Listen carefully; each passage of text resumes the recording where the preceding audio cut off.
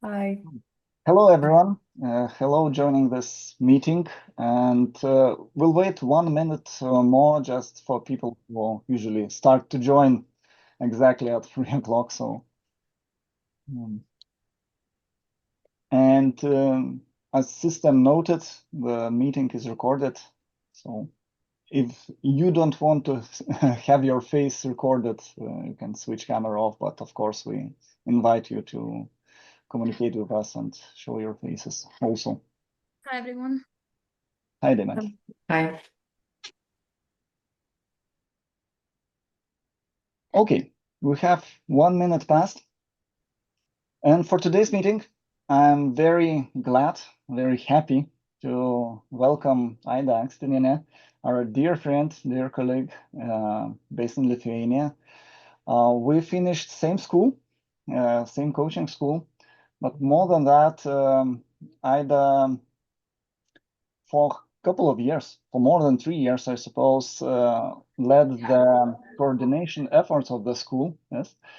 And I have taken over that, but I'm glad to say that all the processes are still there, Ida. So coaching school is in good hands still. And right now, you just finished your journey to PCC and already teaching, educating at Ignite Global.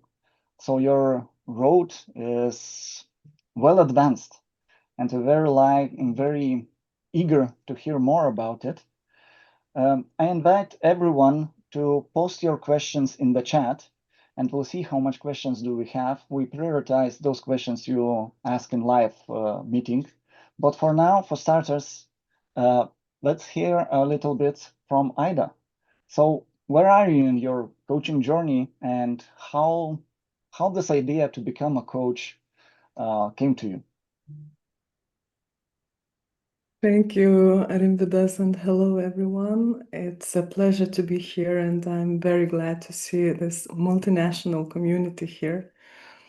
So thank you for inviting me, and I hope we will have an intimate chat here, as I hope that we will not only us will be speaking. I'm expecting some questions and comments, and let's co-create. So answering your question, where I am today, I actually got my credentials not so long ago, PCC credentials in August.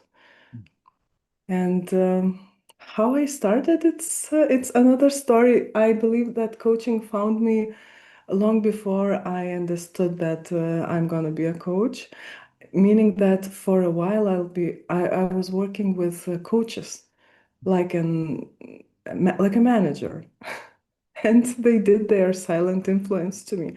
But to tell more, prior to that, I was a lawyer. And when I wanted to transit from this field, from law field, I I didn't know what field to choose, who am I becoming? So I was in the big search, let's say, and it happened that I happened to be a manager for coaches, including my first teacher and mentor, Pavelas Petrauskas, MCC now. So I think that's the silent influence of environment, where at that time I thought that me, coach, never, it's not the quality I possess. I'm a lawyer, and lawyers judge, they don't they don't stay curious in that way that we work with uncertainty. So after so becoming the coach, actually answering the call to go to the coaching school, um, was quite spontaneous. I just was driving home, and the ad popped out that Paulus is inviting to join his coaching school, and I was driving home, and I like enrolled spontaneously, like on a traffic light, like I say. So on the surface, it looks like it was very spontaneous decision. However, the underneath the grooming happened several years before, and that's my story to coaching. Thanks, Aida. It's very inspiring always to hear how we encounter coaching and how we decide to go this way. And as colleagues already asking, so what about the moment you decided to go to PCC? Because it's not necessary, yes? You can stay ACC, renew, and just practice happily in this certification. Why to go PCC? And then that moment struck you. Moment. Life consists of moments, exactly. And again, it was spontaneous. Now, when I look back to my biggest decisions, I believe that majority of them were spontaneous. But it seems like that from the first sight, because first of all, I felt influence from my first mentor and teacher, really, because his attitude, dedication to profession, and standards really opened that understanding about the need for credentials. And I have to admit that first credentials, ACC credentials, that I pursued for credentialing, like, for having ACC. And only with PCC I had that relief. There was some kind of turning point where I pursued PCC not to have those credentials, those letters, but to really embody the coach within. So it's something really changed within the journey. And answering to the point, what was the point when I decided? I want to emphasize that moment that I was not ready. Because you can't be ready. Ready is not a state, it's a decision, like they say. So I enrolled a little bit in advance, like thinking, okay, let's go, like this. Because that urgent side was to level up myself. I was not pursuing the credentials. I was seeking for developing, for develop my coaching, for developing myself. Yeah. How do you feel the intuition, did it play a big role in this decision, this going forward? Huge. But what is intuition? To my understanding, it's like computers. They observe so many information and they translate it to a certain language, to computer language, and we understand it. But our brains also observe so much information, but it's somewhere in this treasury, somewhere here, and we call it intuition, of course, connected with the heart whatsoever. But intuition is all the experience we gained, and all the senses, all the mental notes we took. So it surfaces at the moment we need it the most, and we call it intuition. So of course it played a huge role, because I was prepared, I was groomed, I was ready, I was thinking about that, and then I say, yes, I followed my intuition. Mm-hmm. And of course, we sometimes say it when we do some instant things, spontaneous things, because they are not so much done by our minds, Yes. How do you see the preparation path for PCC? Is it any different from ACC technically,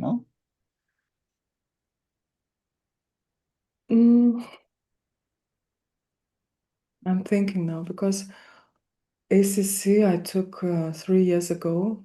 Mm-hmm. I took full timing of 3 years for renewal, and I had my renewal timing was early autumn, so I had had to think about it, what I'm doing. Am I applying for renewal, or am I pursuing upper level credentialing? So it means that I took the exam that was prior to the existing one, and I think even 2 times it has changed already, the ACC exam. Yeah, and now it's still changing. Everything is still updating and changing. So that exam was different from what you know now, and it was that one with 200 questions, and but also again 4 hours. So I would compare it with, like, when you are in spiral dynamics, when you return again here at this point where the exam is happening, but you are on the other level and you are preparing the same things. ICF core competencies, code of ethics, recordings, mentorship, like all these steps are the same, but in other spiral level.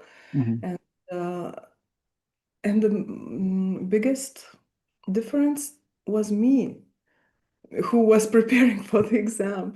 Because for the ACC, when I was preparing for ACC, I didn't know what to expect. I didn't understand coaching itself in depth more. I understood more technically, let's say. I was new. I was really quite new to coaching. Imagine, I just finished school, already started mentorship, and understood that to level up, I have to pursue credentials. Otherwise, I think it's important, especially in the beginning, to develop yourself, to be a better coach. Yes, be a better coach. Because we understand from technical standpoint, we are reading the documents, the roadmaps and such. There is part of the exam, but the last one is. Before the exam, we have the preparation, the learning, practice, hours. How that part went? How do you prepare not for exam, but for being PCC? It's the same for me. Actually, I have to tell that story probably, because the preparing for exam was preparing for being PCC. Okay. Because you know what happened? I filled my application in July, and I was planning to go for holidays. That was my logic, I thought that I will have these holidays because the holidays were planned. I was going to my Skool Ignite Global graduation and award ceremony in Thailand. And I thought, okay, I will, the trip will take 3 weeks, I guess. I will return very relaxed, and this will be my preparation for the exam. That was my logic. Because I had, when you fill the application, you have 60 days to take the exam.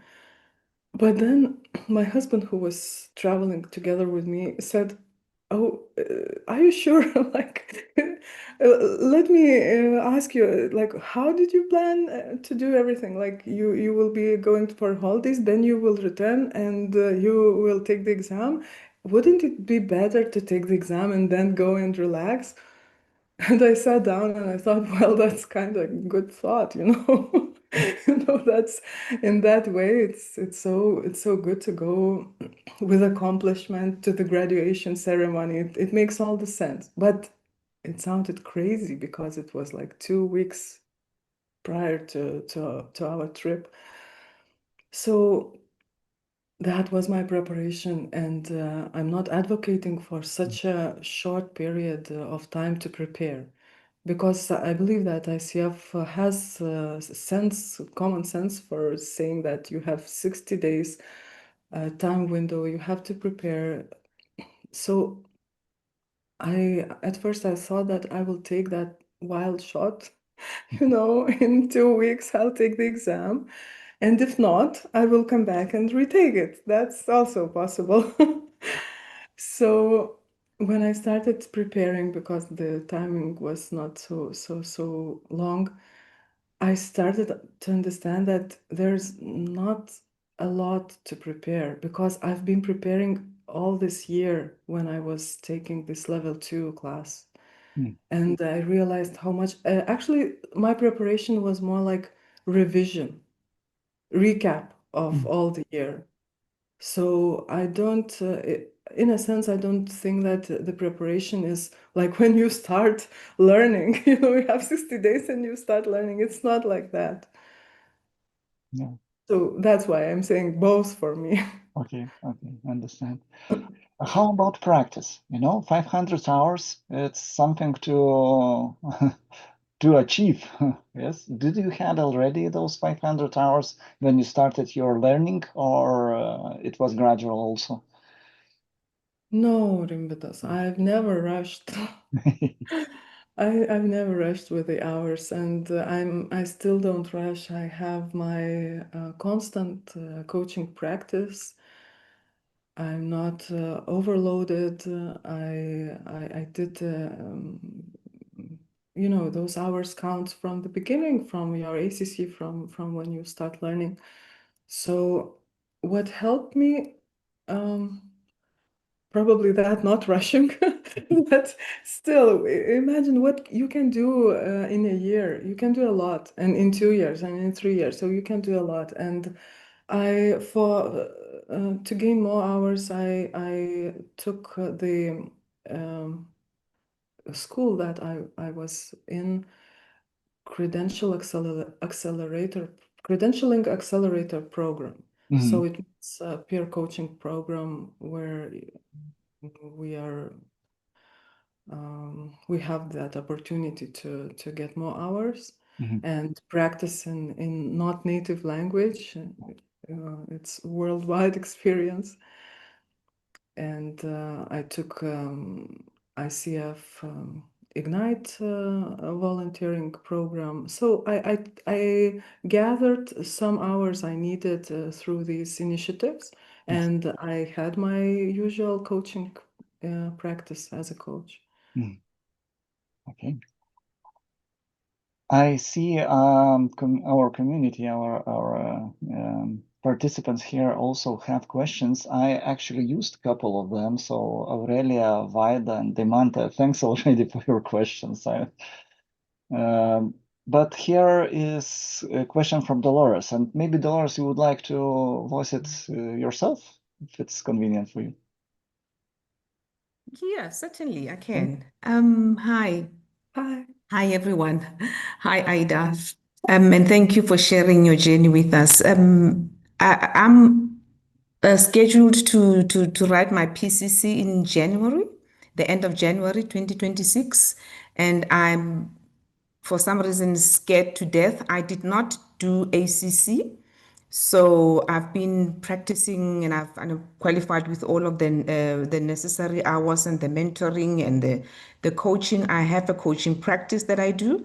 So I'm due to write my PCC and I'm finding that it's so confusing. I was doing some simulation to practice the exam. And I found myself confused as ever. And I was wondering what your journey has been around there, specifically around, was there anything that you needed to overcome?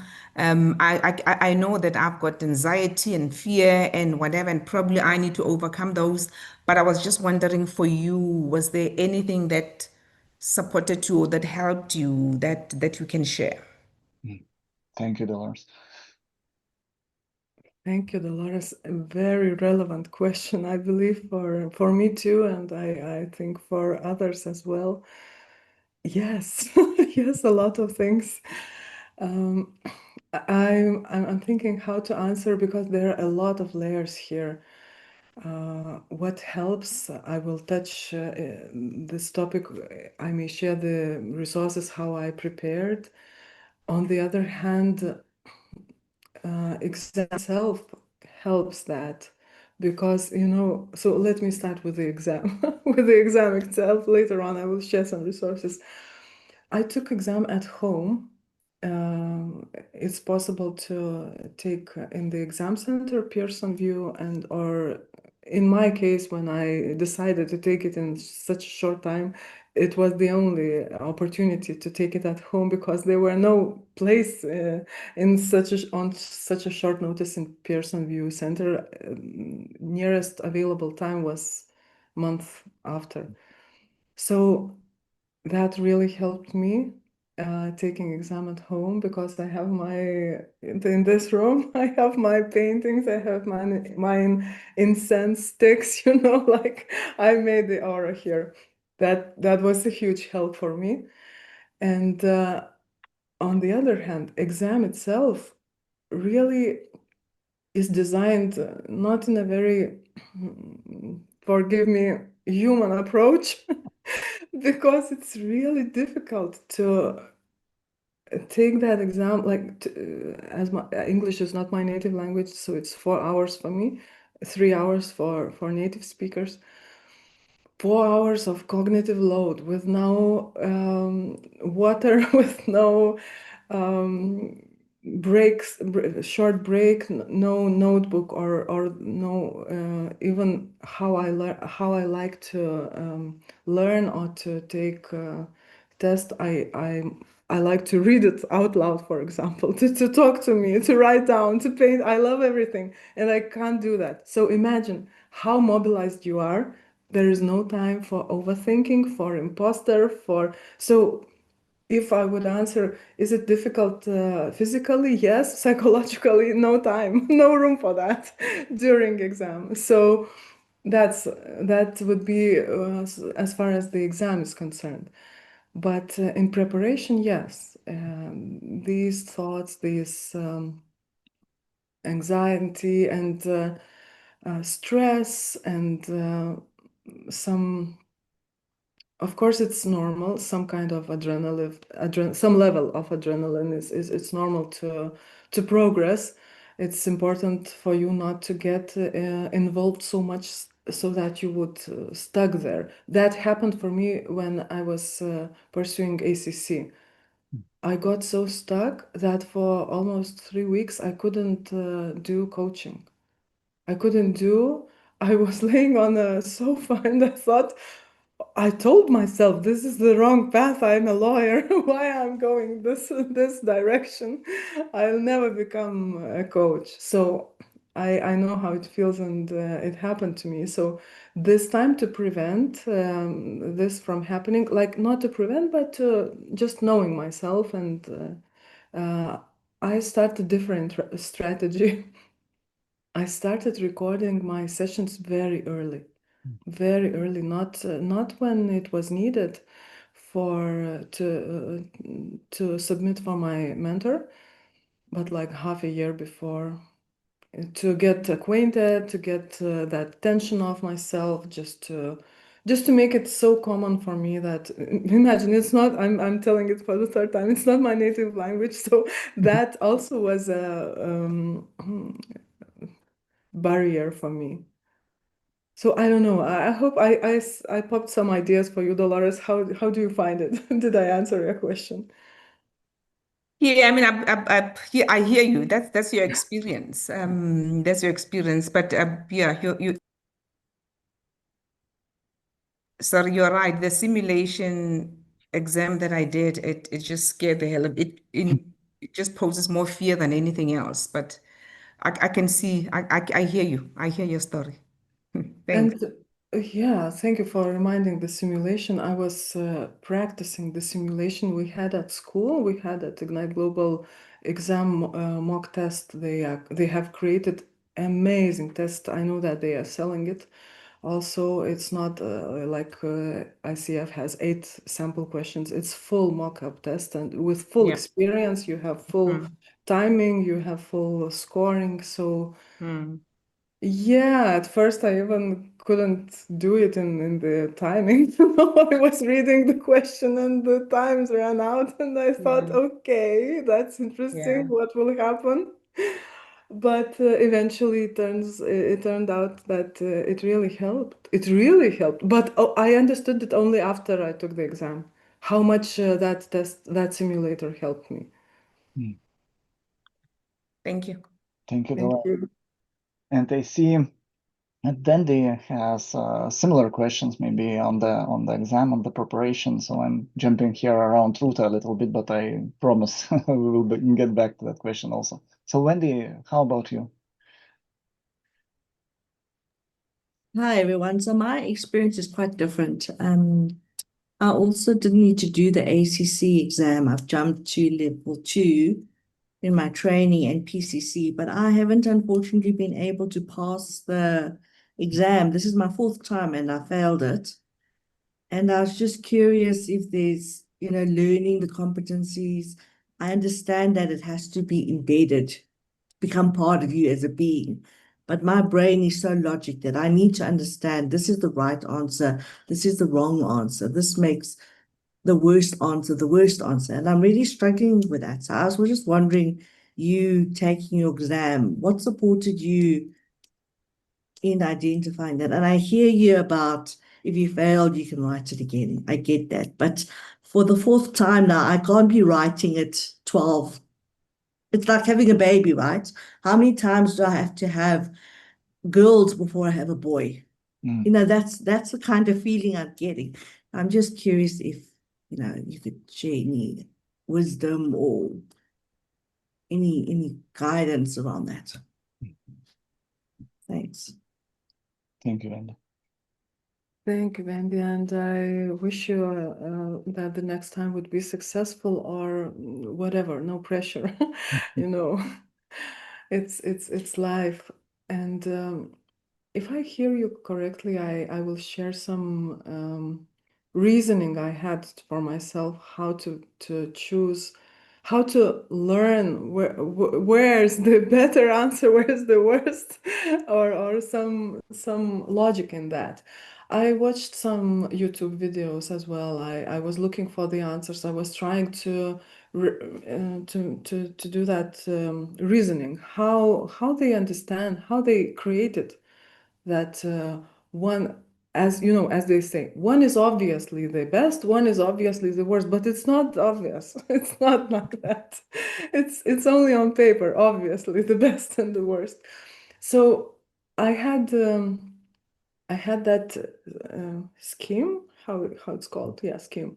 I painted to myself and I tried to put it very logically. So on the worst side, it's what. On the best side is who. So if it's what, so basically there is problem, process, and assumption. Always there. On the who side is permission, emotion, and person. So if the answer is somewhat related to a person's emotion, permission, pausing, acknowledgement, so it's directed to better side. If it's always more about what, about problem and process and suggestion and coach choosing the agenda or choosing the topic or choose whatever coach chooses, even if he chooses based on assumption, so it's definitely the worst. If he chooses, it's that one before the worst. But if he chooses with assumption, so it's the worst. So that was the logic. And in between, there were those coach assumptions on emotions, for example, when coach thinks that a client might need a minute, like coach is assuming something. So it's the middle, but those oppositions are like, if I can say it in general, it's, it's saying in general. So this one really helped me actually, because I read the question and I was looking, so where is the who and where is the what in the answer? Because you can notice that, you can sense that it's very about the problem and is it about the person himself? One more thing, I was looking in the answers for partnership. I was looking how the answer is written so that I would understand that is that the energy or idea is about partnership or not? Because you can also sense that from the words, tell the client, praise him, suggest, or whatever. There's no partnership.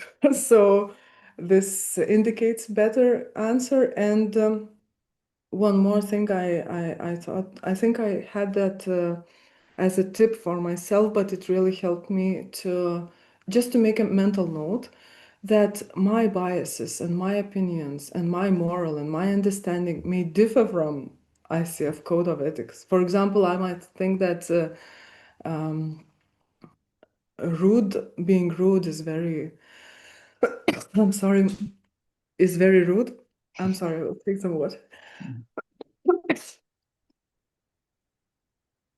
And it's that standard when you think which is worse, to lie or be not tactical, not ethical. So sometimes it's cultural understanding. Yeah. So check ICF Code of Ethics.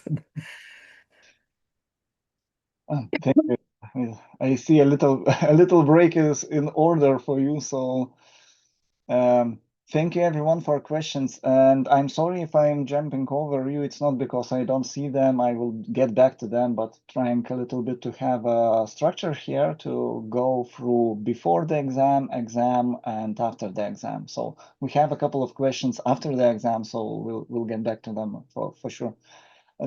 Aida, talking a little bit still in the before exam phase, yes? Your session for evaluation and you hitting the PCC markers, yes? How difficult was that, and what helped you the most to achieve that passing score session? How difficult was that? How easy was that? I need a translator, to understand to understand how to express myself. As I mentioned, I started very early to record those sessions, but it doesn't. It helped with a relaxed state during the session, but it didn't help with knowing do it like you say, hit the marker.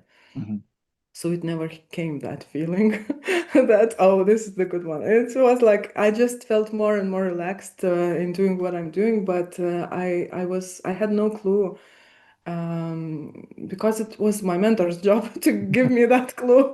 Am I okay? How I'm doing with the markers? Of course, I had to self-evaluate myself, but you know how I evaluate myself, like, okay, this marker is not obvious. This is not. So we had different evaluation with the mentor. we saw it differently. So it happened. How to say?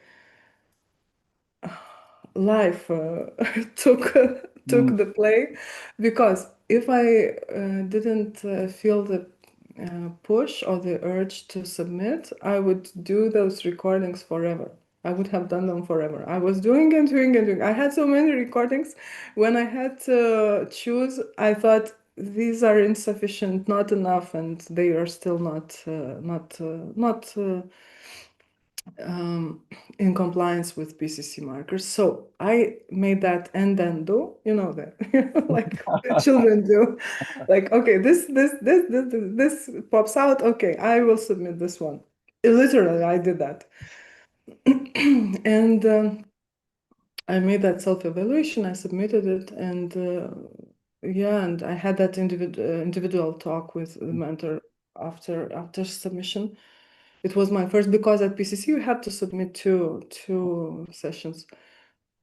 And he said that, she said that, it's very good, and it's nice. It was a relief, because I really didn't have any, let's say, expectation. Will it pass? Will it not pass? It's normal in learning and development that I will have to do another session. It's just the process. And when he said that, can we use it as an example? And I thought, what example? It was. Now I'm laughing, but I'm sharing the natural emotion. It's like that when you can't see yourself from outside. I was so into my process that and I want to say that we really need mentors. We really need to see ourselves from outside to see that level, that evaluation, to understand where we stand and how we perform. Yeah. So yeah, so it's from my side, like, I don't know, it just happened. And from the mentor side, who evaluates and sees, and of course he sees the progression. He sees that it happened during the whole year. Yeah. But was it enough, those 10 hours of mentorship? I had more. I had more because in our classes, the classes were designed so that I had for half a year, every 2 weeks, I had mentorship. Oh, Yeah. so that's plenty, yeah? Yeah, that's plenty, and that helped me cover a lot more than just analyzing the session. We were talking, for example, one mentorship class was designated for intuition demonstration, then for like several very, very nuanced layers. Mm-hmm. So that's what I meant when I said about preparation, that I had 2 weeks to prepare, but I was preparing whole year. So, it's like that. Now there is a lot of talk about artificial intelligence and its role not only in the coaching practice as itself, but in also preparation and helping for coaches, to drill maybe questions, exam examples and such. So what role artificial intelligence played in your preparations, if any? Small, small. I tried and I didn't like it, Okay. and I didn't do it. So if in short, because I tried, I asked him, I prompted, I searched a little bit how to for him to create those scenarios, and and to just to talk and just to try to understand, and I didn't like it because I had what to compare with. Simultaneously, I was preparing that exam mock test, and there was these scenarios, and I was learning from those. I was trying to understand why this answer was better than the other or the best. Yeah. And when I saw that, I was making notes like, okay, if a coach does this, this is the best, this is the proper way to respond. And then I noticed that when ChatGPT is giving me some suggestions, he's not that accurate. And I thought, okay, I have no time to prepare him. Like, probably if you use some very specific AI, for example, coach, designed by a coach or a coaching school, maybe. But if you use ChatGPT, it's not this. this. Yeah. Indeed. Yeah. It's a long way to go to have it as a good partner, yes, for preparation. I believe that it will be there in no time, or maybe it is already. Maybe some schools or academies or ICF. I don't know who. I know Marshall Goldsmith, for example, has his own AI based on his decades of knowledge of coaching. So I'm talking about such AIs who are designed for specifically for coaching. But if you rely on ChatGPT, so think twice. Do your own due diligence, yes. So we also in the community, we recommend to try it, but to be very diligent and look what it did for you, not to trust it completely, for sure. Yes. And Ida, how about the day before? Exam is here, day before, the day of the exam. Any tips, any recommendations for those preparing for that day to come? My day before was very different from the one that would be in other circumstances, because I took the exam the day before I flew to Thailand. So, like, I took the exam, and literally in several hours, not even in one day, I flew. So the day before, I had to go to hairdresser to do all the stuff to the shop. So I wasn't I was actually distracting myself from all the learning and all the stressing. I had to drive to so many places. I had to go to pack my things yeah, I was very busy that day. So my best tip is just it's okay if you have to study that day, that's fine, but I didn't have so much time. So I just knew that I have to sleep well. That's it. That's not that I won't be learning during the night. I have to sleep. I have to go to sleep on time, and because I took the exam in the morning, because that's my most productive time. I'm not that productive later on. I have that productive window. You know, everybody of us have our own. Yeah. So I took it where I'm productive, not too early and not too late. And what about the exam itself? What surprised maybe you the most, or what was happy surprise you did not expect but found in the exam was a good thing? Happy surprise was the end of the exam. I thought finally, indeed. Yeah. And the exam was hard. I will not lie. It's not easy, and it's not that. As I mentioned before, the cognitive load you have in there, it's tremendous. It's too much, you know. It's I don't know. I know that they are changing the exam again and PCC again, and even the structure. The ICF is changing the structure of the exam. I've heard that they will reduce that cognitive load from that there will be more, some more knowledge-based questions. So I don't know what awaits, but in this exam I took was, you know, you can't stay so focused for so long. I'm not 10 years. I don't know how kids can stay focused. I mean, younger. If you're younger, you might have more stamina. So for me, I wanted to drink water. I really I wanted to stand up. I wanted to do everything, and I had to be so focused and sharp, and that was the hardest part, I believe. But of course, it sounds like I'm now like I'm spoiled. You know, I can't sit there and take the exam. Of course I can, but I think that it can be made more human, just a little bit, just a little bit. Of course, and I think ACF hears that, because indeed there is not only talks, they are doing the tests of new exams. There are some volunteers who already took that exam and they're waiting for their results. So it will be changed closer to ACC format, not the maybe questions. But Aida, what helped you push through this difficult 4 hours?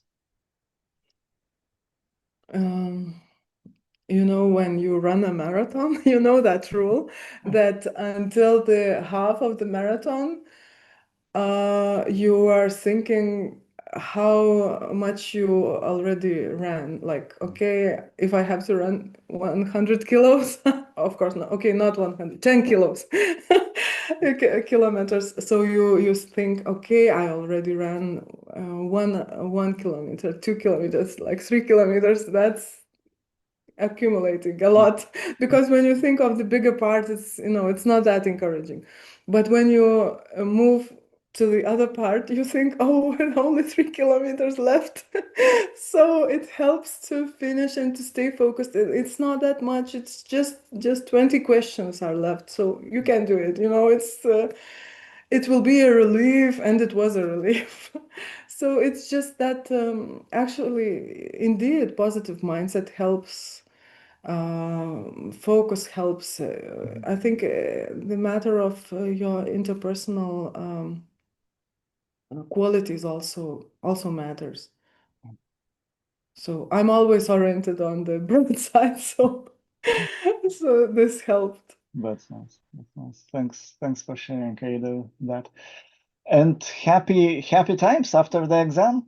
Yes, you know that you already passed, and maybe you could share some feelings, or emotions or thoughts after the exam. Well, you might expect that I would say that a relief, joy. Yes, and yes, of course, there was those incredible, very pleasant feelings that I passed it, and now I have the well-deserved holidays. I was going there. So it was huge relief, pride, gratitude to my mentor, to myself. Like it was a mix of feelings. And again, there was that side that I was thinking about that exam and I thought, I don't want to repeat this experience. And the exam is not something that really, let me be very accurate with words, like enrich your experience, because it's we were joking with my colleague who also passed that exam. We were saying we need therapy now, recovery after the exam. So it's kind of, well, let's see. Maybe it will change slightly. Maybe it will bring more joy. Indeed, because actual learning, actual becoming PCC is before the exam. Exam doesn't make you a PCC level coach. It just confirms Exactly. some technical knowledge, yes. And it to be so hard, it's maybe even a detriment to the process itself, to the experience itself. But speaking about being a PCC coach, and we have here a couple of questions. One was asked in our community and one here in chat by Ruta Victoria. So I don't know, Ruta, if you are able to enable your microphone.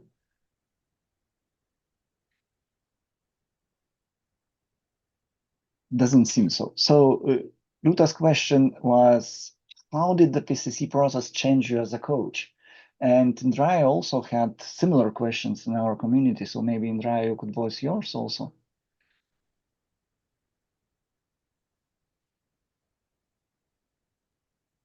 Hi.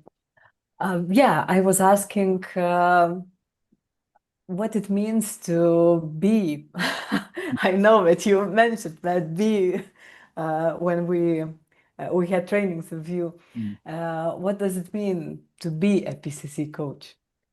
Yeah, thanks. What a beautiful question. Thank you, Andrea. Thank you, Ruta. And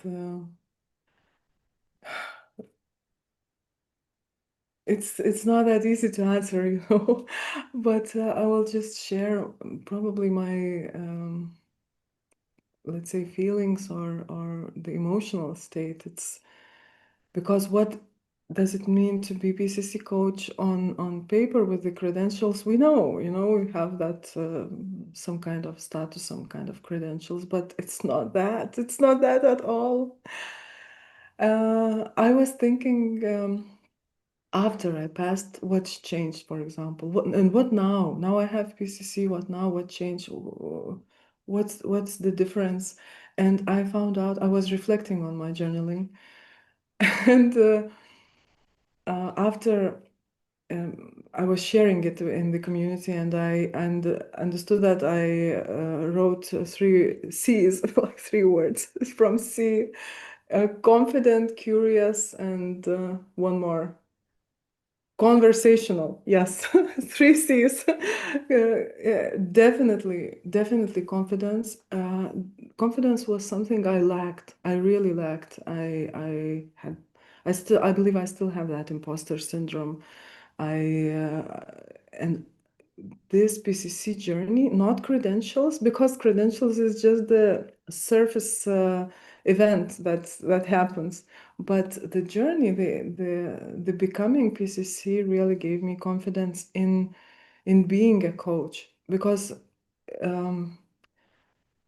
before that, I can admit that my identity as a coach was not that strong. I had to live my own to go my own path because I was a lawyer, so you know that lawyer's identity was very strong, even though I was already a coach, but lawyer was lingering here, like so trying to find myself. So PCC put that dot on this being on this understanding. Conversational, I mean that it really helped me to, let's say, perform in my own coaching practice, as I was struggling with shifting from transactional to more depth. So actually, I was talking. I took it from my mentors. This saying that, like he expressed it, that at PCC level you are becoming naturally more conversational than transactional, as you might be. Just might. It's not a rule that at ACC you are transactional. It's not a rule, but it's becoming. So you might become more conversational, and it really unlocked some, I don't know, something in my coaching sessions that I can be more not as an interviewer. I don't think that I was an interviewer, but in that sense, to being more conversational and supportive with my whole being, not with just the questions for the client. And curious, of course, because I had to unlearn everything, learn and learn, and now I understand that those guys at MCC, so they are so curious because it's inevitable if you want to go further. Because if you will not be curious, you will not go further. Believe me. So that's basically the gifts I received with this journey and with these credentials, and I really want to emphasize that.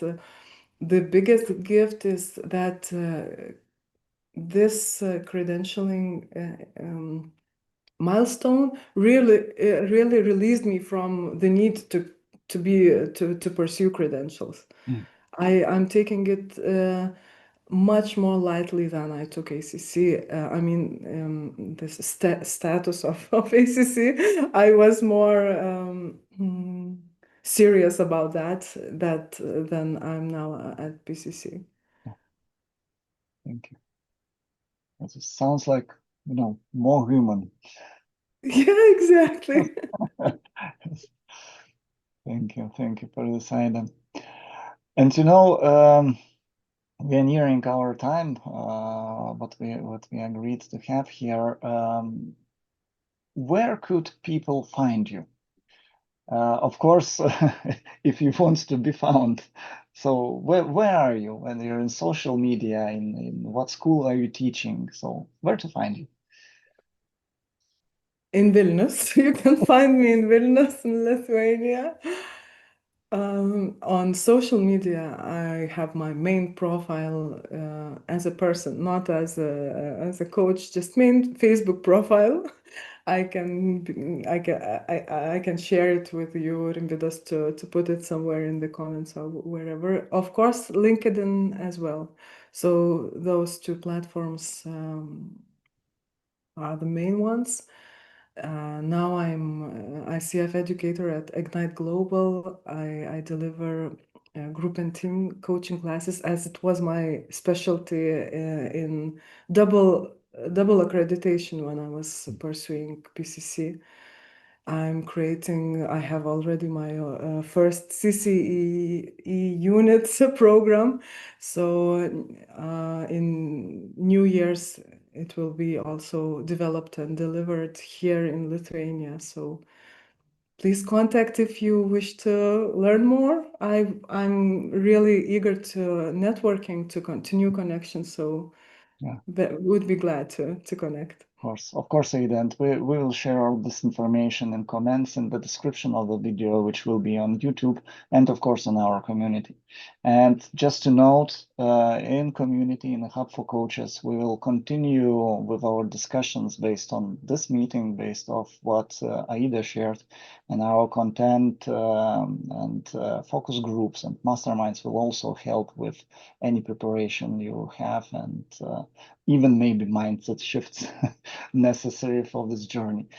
But this a little bit advertising out of our way. Aida, what role the community played in your journey to PCC?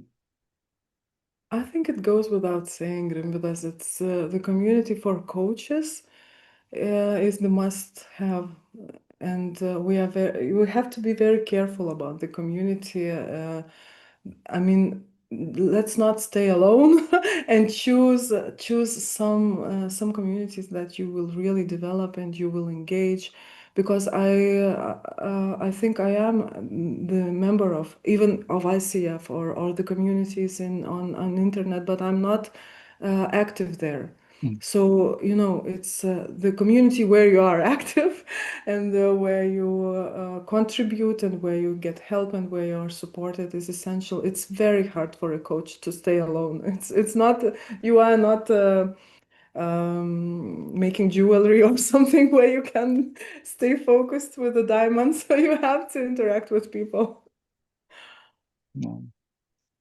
It's like in any leadership connected profession, it's sometimes very lonely, and communities, of course, help us alleviate that and be together with people aligned also for growth, for personal development. Aida, what would you like to,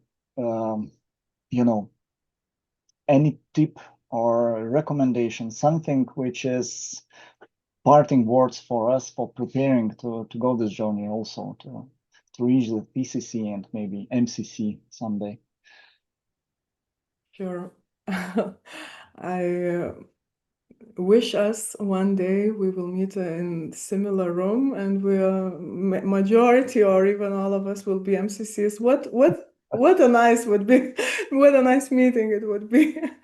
So let's pursue that dream, and because we are not pursuing MCC, we are pursuing ourselves, the best version of ourselves. It's not the credentials, definitely. So my wish would be, I already mentioned today, and now I'm embodying it. I'm feeling it by my own path, that you are never ready. So take that leap of faith, and because that ready never comes if you think that some time is needed. I need more sessions. I need more money. I need more. Something is needed. It will never come. So I'm just saying it in general to be so take that leap of faith and jump into that train earlier, better than later. Of course, it's my experience. I did that. I wasn't really thinking to start learning level 2, but my colleagues invited me. And I thought, well, that's a nice opportunity because I will be not alone. And that's really counts when you're pursuing alone, and when you are pursuing with your fellow friends and dear coaches, it's always more fun. So I answered that call. I said, okay. And I was afraid. I was not ready at all. And only during that time, I was getting ready. Only let's say ready, more confident and integrated. I integrated everything on the way. So it's not that you wake up one day and say, I feel like I'm PCC. I have Go to for that. go to level 2. Yeah, it happens on the way. So stay curious, stay humble, and like Rimvydas said, stay human, very human, because it's very humanly profession, human profession. Indeed it is, indeed. Thank you, Ida. It was wonderful. We are very glad that you agreed to come to us and share your knowledge, share your experience. It was invaluable. So thank you for being with us. Thank you so much. Time flies, really. Thank you very much. Thank you for the questions, and we'll meet one day. MCC group, yeah? Of course, it's a promise. It's a promise. Yes. Good. And I hope we'll see you again here in our community, because those group coaching and team coaching, I remember we had a quite intensive mastermind discussion about that, and the community is quite interested in those topics also. Thank you so much. Thank See you. you. See you soon. See you, everyone. Thank you. Thank you. Thank you, everyone. Bye-bye. Thank you.